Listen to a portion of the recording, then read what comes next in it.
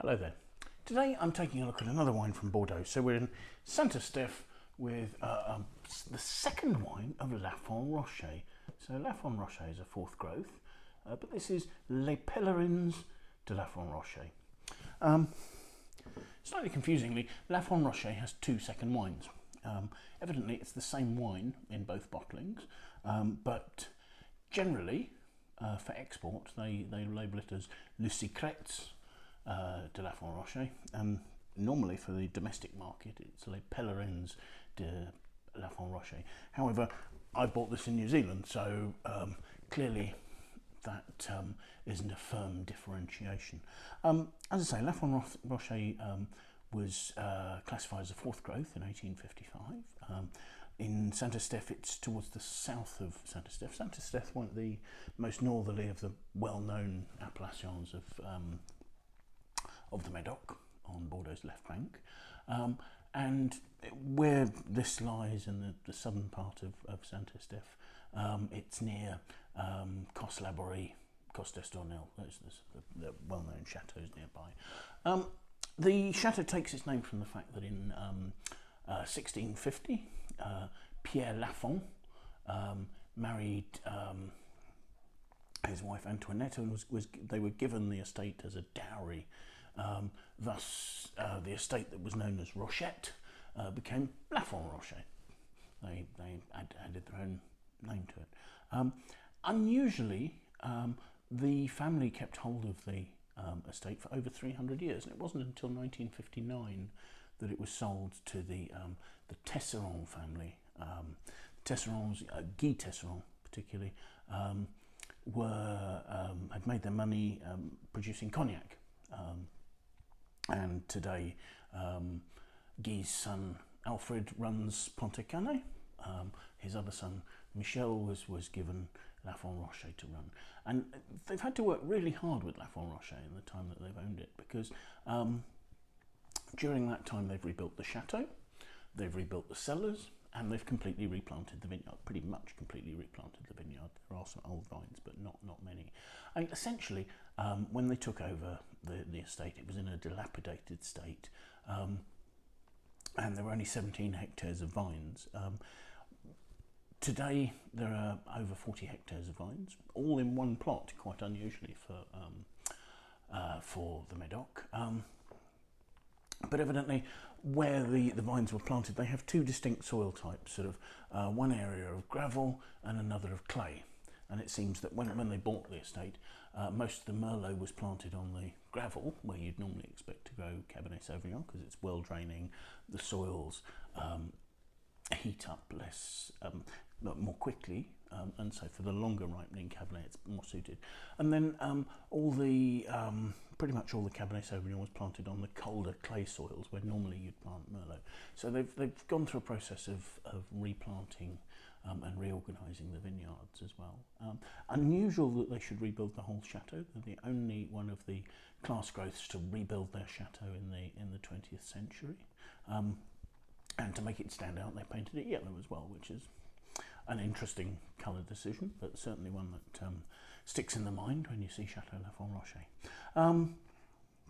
What else did they do? In 2012, they employed Jean-Claude Berrouet as a consultant. They have employed optical sorting, great perception.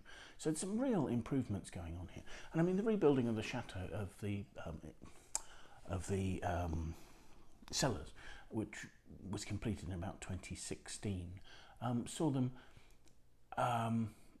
build an absolutely state-of-the-art fermenting cellar, where, for instance, they have 40 plots within the vineyard, and they have 42 vats, so they've got at least enough for one vat per plot.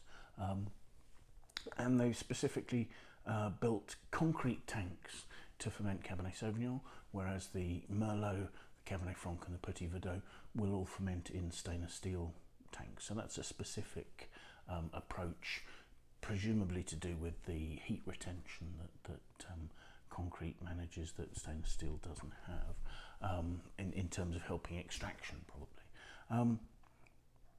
So having done all this work, in fact in September 2021, they sold the property. So the Tesseron sold to Jackie Lorenzetti, and Jackie is a Swiss-French property billionaire who has had quite a track record of renovating and turning round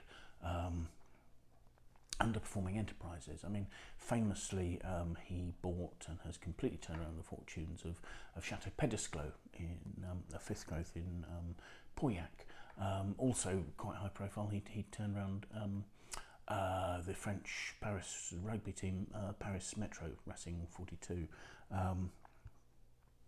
and they moved from being, I think, in the third division or something to topping the French first division at one stage. So he has an aptitude for doing this sort of thing. He also owns another property in Saint Estephe, so it was a good fit for his approach there. So as far as the wine is concerned, what are we looking at here? We're looking at a wine that, I mean, predominantly the vineyard is planted to probably about 70% of Cabernet Sauvignon, with a larger proportion of Merlot and then some progressively smaller portions of Cabernet Franc and Petit Verdot. This wine, however, is 50-50 Cabernet Sauvignon and Merlot. Everything's hand-picked. As I say, they use optical sorters to select only the best fruit. Fermentation goes on in their fantastic new cellar. The wines are raised in oak, in French oak barriques. So for the first 9 months of their aging, 55% of the wine is put into new oak barrels, and then the wine is racked and everything is put into 1-year-old barrels and stays in barrel for another 9 months. Now, during that period, it will have undergone malolactic conversion, and half the wine will do its malolactic conversion in barrel, which is a way of sort of smoothing it out and giving a little extra richness to the wine and making it more approachable, a little younger. It's unusual for Medoc wines to have their malolactic conversion done in barrel, because normally with such big estates that's a very difficult approach, and quite an expensive approach to do that. Only other thing to say, 2018, really quite a good vintage. One that started off quite poorly because there was heavy rain in the spring. A lot of the soils got quite waterlogged, but then following that it was dry, it was warm, and in fact a lot of the vines suffered from water stress through not having enough water. So where there were patches of clay, for instance, that retains water quite well, and those vines thrived. And so I think Lafon Rochet had quite a good year in 2018. So let's have a look at this wine, shall we? First thing to say, got a lovely vibrancy and quite a good depth. I mean, that's a medium to deep ruby red. I can see through it fairly easily.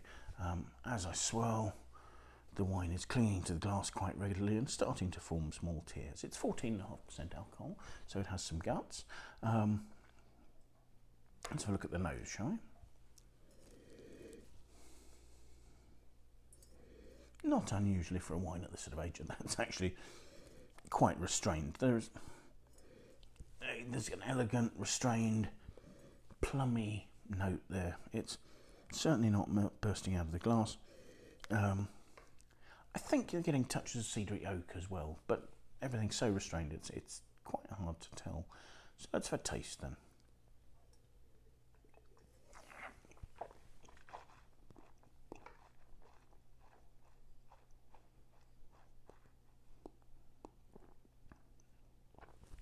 On the palate, that's fairly soft and rounded, and I think that's reflecting the 50% of Merlot that's in there. There's a juiciness. There's a quite decent acidity there. It's fresh. It's not dancingly fresh. You're getting quite fine, drying, almost slightly earthy characteristics to the texture of the wine and the tannins, and that rustic note is something that is generally a marker for Saint Estephe. I mean, there is still quite that lovely smoothness to the rich fruit, that's there. There's a nice freshness in terms of there's sort of a red plum note at the front of the mouth, but then there's more of a sort of a darker plum, a damson, a bullace, that sort of more broad, deeper flavours next to it. It's not particularly showing sort of lively Cassis Cabernet. It's more, the concentration is more sort of like an elderberry or something like that, that's sort of dense but doesn't have quite the same acid lift there. The cedary notes from the oak are not hugely apparent. I mean, you can feel the tannic structure there, which actually has faded a little and is now more sort of velvety. It's not quite as drying or earthy as it initially was. And the freshness is starting to show a little more on the finish. So as the freshness is coming through, there's more of a sort of a red plum note to the finish. When I tried this initially, there were some quite obvious meaty notes. Those have been overlaid with the fresher fruit notes now, but you can just see them in the background. I probably wouldn't have noticed them if I hadn't tried this earlier and was looking for them. So yeah, I think an improving property, certainly one to watch if Jacques Lorenzetti's putting money and continuing the process of improvement that's been going on there for over 60 years now.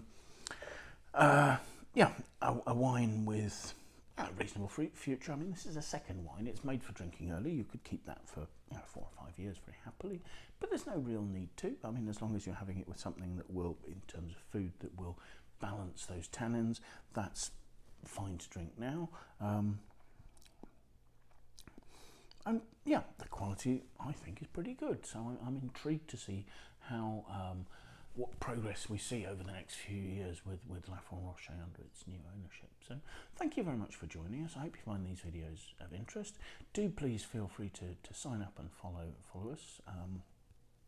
I hope you'll like and share the video, but most importantly, I hope you'll join us again soon.